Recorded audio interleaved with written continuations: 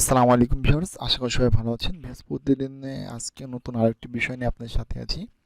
তো ভিউয়ার্স, আজকে আমি মাইক্রোসফট অফিস এক্সেল থেকে আপনাকে দেখাবো হচ্ছে হাইপার লিঙ্কের কাজ।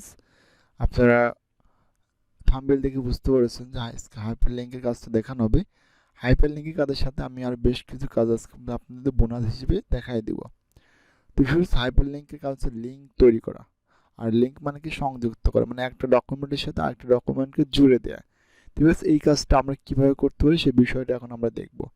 তো আমরা যার সাথে লিঙ্ক তৈরি করব প্রথমত তাকে আমরা কি করব, সিলেক্ট করব যে আমি এর সাথে লিঙ্কটা করব। তো আমি এই জব বারকে ক্লিক করলাম, করার পর আমি হাইপার লিঙ্কে আসবো। এখন লিঙ্কটা আমরা কখন করব? মনে করেন যে আপনাকে অফিস থেকে বলা হচ্ছে যে আমাদের গোপনে কোনো ফাইলটাকে পাঠাও, অর্থাৎ মানে আমরা এমনভাবে মেইলটা করব যাতে কেউ বুঝতে না পারে যে এর মধ্যে অন্য কোনো ফাইল অ্যাড করা আছে কি না। তা আমি যদি এখানে লিঙ্কটা করার পর এই শিটটা কাউকে মেইল করে পাঠাই তাহলে কিন্তু আমার লিঙ্কটা ওইখানে চলে যাচ্ছে। পরে ওই লিঙ্কে ক্লিক করলে পরে কিন্তু সে খুব সহজেই প্রয়োজনীয় ফাইলটা কিন্তু দেখতে পারবে। অর্থাৎ লিঙ্কের কাজই হচ্ছে সংযুক্ত করে কোনো কিছু রেখে দেওয়া বা কাউকে পাঠানো। তো এই জন্য আমরা যার সাথে লিঙ্ক করবো তার ঘরটাকে সিলেক্ট করলাম, এরপর আমরা এখানে হাইপার লিঙ্ক ক্লিক করলে এরকম একটা অপশন আসবে।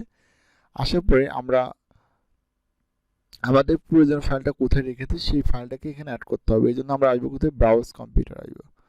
আচ্ছা, ব্রাউজ ফাইল বা ব্রাউজ কম্পিউটার আসার পরে আমাদের শিট কোনটা, আমাদের এই নিউ ফাইল শিটটাকে আমরা অ্যাড করবো। এরপর জাস্ট ওকে, এরপর ওকে। বিকজ আমাদের কিন্তু লিঙ্ক তৈরি হয়ে গেছে। এখন দেখেন এখানে আমি যদি কার্সর ধরি তাহলে কিন্তু আমার একটা লিঙ্ক দেখাচ্ছে যে এইটা হচ্ছে আমাদের লিঙ্ক। এখন এই লিঙ্কের উপর জাস্ট আমার মাউসের লেফটে ক্লিক করলে পরে কিন্তু আমাকে সরাসরি দেখতে পাচ্ছেন যে ওই শিটের মধ্যে চলে আসছে যে এর মধ্যে যেটা আছে। তো বিশেষ খুব ইজিলিভাবে কিন্তু আমরা লিঙ্কটা কিন্তু তৈরি করতে পারলাম। ওকে, তো এরকমভাবে আপনি চাইলে পরে একাধিক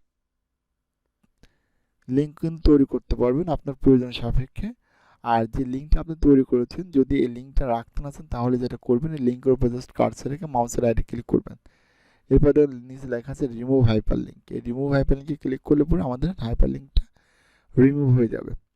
আচ্ছা, এরপরে যে বিষয়টা আছে টেক্সট বক্স, তো আমরা ওয়ার্ডে দেখছি। টেক্সট বক্স মানে কোনো ডকুমেন্টে কোনো লেখাকে খাড়া করে লিখতে হবে টেক্সট বক্স ব্যবহার করতে হবে, বক্সের মধ্যে লেখার জন্য টেক্সট বক্সটা ব্যবহার করা হয়। এরপরে হেডার ফুটার আমরা জানি হেডিং এর ক্ষেত্রে ব্যবহার করা হয়। ওকে, এরপর আমরা ওয়ার্ডার জানি লেখার বিভিন্ন মডেল তৈরির জন্য। আমি সিম্পল একটা ওয়ার্ডার নিলাম, এরপর যা যা টাইপ করব। এখন এটাকে আমরা মডেলিং করতে হলে আসবো কোথায়, টেক্সট ইফেক্ট থেকে জাস্ট ট্রান্সফর্ম। এবারে আমরা ইচ্ছে মতো করে লেখাটাকে ইচ্ছে মতো করে এখানে কী করতে হবে, কাস্টমাইজ করে বসাইতে পারবো, যেটা কিন্তু আমরা ওয়ার্ড থেকে শিখেছি যে ওয়ার্ডের কাজকে। আচ্ছা, এরপরে আমরা এই সিগনেচার লাইনটা খুব একটা লাগে না। আচ্ছা, অবজেক্টের কাজটা কিন্তু খুব একটা ইম্পর্টেন্ট একটা বিষয়। যে অবজেক্টটা কি, অবজেক্ট হচ্ছে একসাথে একাধিক প্রোগ্রামের কাজ করে। মানে আমি এক্সেলে কাজ করতে চাই, আমি এখন চাচ্ছি হয়তো অন্য কোনো পাওয়ার পয়েন্ট বা এক্সেস বা ওয়ার্ডের কাজ করব, সেটা কীভাবে করবো আমরা একসাথে। এই জন্য আমরা কিন্তু অবজেক্টে ক্লিক করবো। অবজেক্টে ক্লিক করবো, আমাদের এখানে বেশ কয়েকটা অপশন আসবে। আমি কিসের কাজ করবো, সাপোজ হচ্ছে মাইক্রোসফট ওয়ার্ড ডকুমেন্টে কাজ করবো, এটা ক্লিক করলাম, এরপর জাস্ট ওকে। বিকজ দেখতে পাচ্ছেন এখানে কিন্তু আমাদের এক্সেলের মেনু বারটা চলে যায়, এখানে কিন্তু আমাদের ওয়ার্ডের মেনু বারটা চলে আসছে। এখন মানে আমরা ওয়ার্ডের মধ্যে আছি, দেখছেন? আমরা কিন্তু খুব সহজেই কিন্তু এই জিনিসটা কিন্তু করতে পারতেছি। দেখেন এখন আমাদের প্রয়োজন এখানে সব কিছু আমরা লিখতে পারবো। দেখেন এখানে কিন্তু আমাদের এটা কপি হয়ে যাওয়ার কারণে অনেকগুলো হয়ে গেছে। ওকে, এটাকে আমরা টেনে বড় করতে পারবো।